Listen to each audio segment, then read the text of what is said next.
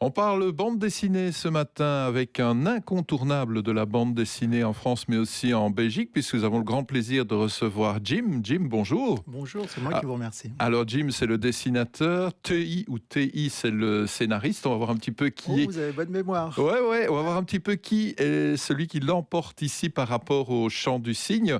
Le Chant du Cygne que vous sortez donc aux éditions Anspach. Alors, comme on le voit derrière vous, le féminisme vu par les vieux mâles en fin de course. C'est une forme de récréation pour le dessinateur en ce qui concerne le fond par rapport à des thèmes d'actualité. Alors, pour le dessinateur, c'est un petit peu une récréation, effectivement.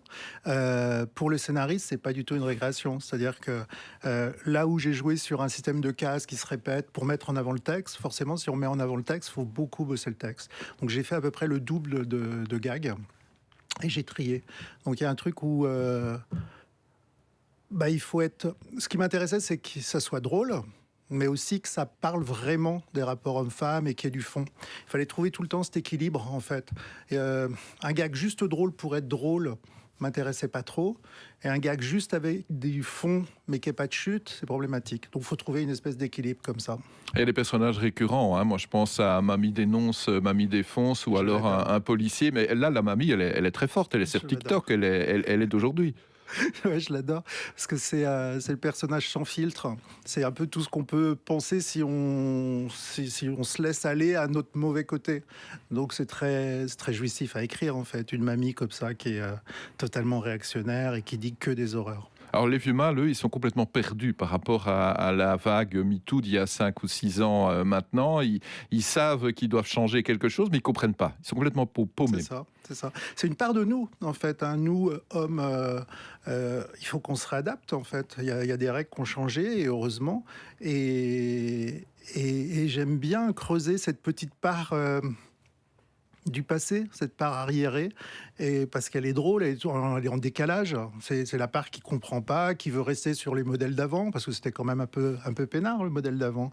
Donc voilà, je joue beaucoup avec ça. En fait, je ne sais pas donner du tout de leçons. Ce que j'aime bien, c'est que ça soit le lecteur qui trouve, en fait, quand le propos dérape et tout ça. C'est le lecteur qui fait le tri lui-même, en fait. Ça, c'était pour le fond. La forme, vous l'avez dit vous-même, ce sont des gags. Donc, il y a 6 cases environ. Et alors, ce qui frappe, évidemment, dès le début, c'est que les personnages, ils ne bougent pas. Donc, vous le dessinez une première fois et puis vous le recopiez 6 fois. C'est ça. On le recopie même pas, en fait. Non, j'imagine. Informatiquement. Mais c'est pas si simple. Souvent, il faut en faire plein avant de trouver le bon. Il faut trouver la pause qui va correspondre à la case du début, au parcours, à la case de fin. Et j'ai jeté des gags parce que ça fonctionnait pas, en fait. Il faut trouver le bon moment arrêté qui va être intéressant. Mais je cache pas que c'est un petit peu un truc de grosse feignasse et que je l'ai fait aussi d'un point de vue graphique, comme une récréation. Souvent, les albums, je vois que vous avez une à Rome, c'est 2 ans de la vie à dessiner, à passer beaucoup de temps. Là, j'avais envie d'être plus sur le texte. Il y a quelque chose plus du... C'est pas du one-man show, mais du sketch, en fait, du discours. Ce qui m'intéressait, c'était de parler de la société, parler d'aujourd'hui. La nuit à Rome, on vous en parle encore, j'imagine. Hein. On ressort encore des éditions de luxe à présent. Ça a été une grande partie de votre vie. Ouais, en fait... On est souvent identifié, enfin nous auteurs, à un personnage ou à une série. Moi, il se trouve que ça sera aussi ça. Après, le jeu, c'est de trouver des nouveaux projets qui vont supplanter. Mais c'est vrai que je le vois en dédicace. Enfin, ce qui est joli, en fait, quand on est enfant, qu'on veut faire de la bande dessinée, on pense pas tellement à ça, mais on crée un lien avec les lecteurs. C'est-à-dire qu'on est venu vraiment leur parler à l'oreille. Il y a quelque chose où on les a touchés. Et ça, c'est quelque chose qu'on découvre, que je vois en dédicace, que je reçois des messages. Et c'est une part qu'on n'imagine pas quand on se lance dans ce métier, en fait. Comment on peut venir parler doucement à quelqu'un, à son oreille, et le toucher au cœur. Et ça, c'est magnifique. Enfin, quand on goûte à ça, c'est vachement agréable. Le Chant du Cygne, vous expliquez à la fin du bouquin, donc qui vient de sortir aux éditions Anspach, que ça a été compliqué de le mettre en place et de trouver un éditeur. Comment ça se fait, ça, quand on est un auteur comme Jim ? J'avais un gros défaut, en fait, c'est que je suis un homme. Et un homme qui parle de féminisme, il y avait quelque chose pour les éditeurs... c'est pas crédible. Disons qu'on peut accuser de prendre la place d'une femme et qu'il faut mieux écouter la parole d'une femme. C'est pour ça que le titre est très clair, le féminisme vu par les vieux mâles en fin de course. C'est-à-dire que je parle de mon point de vue. Et je pense que tout le monde a le droit de parler, en fait. Mais il y avait une inquiétude. Effectivement, souvent, les directeurs de collection, le projet leur plaisait.